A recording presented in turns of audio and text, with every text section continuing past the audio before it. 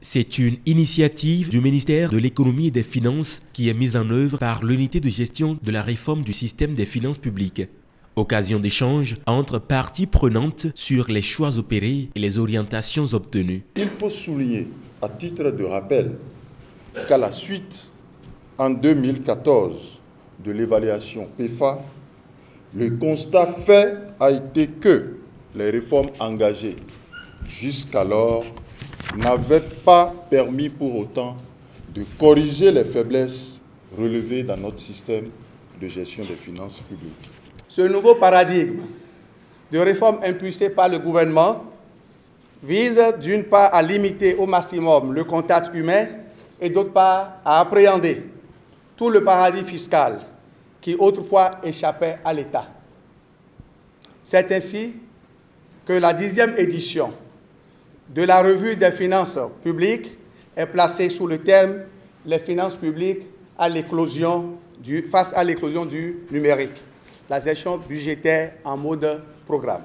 Un thème révélateur de la volonté des autorités béninoises de mettre au service du secteur public des outils modernes pour plus d'efficacité. Même s'ils auraient souhaité voir plus grand, les partenaires techniques et financiers encouragent et apprécient l'engagement du gouvernement. Nous voudrions saluer les efforts du gouvernement dans cette direction, mais notre souhait est qu'il aille au-delà et maintienne cette dynamique. L'année 2019 a été marquée par des avancées encourageantes dans de nombreux domaines.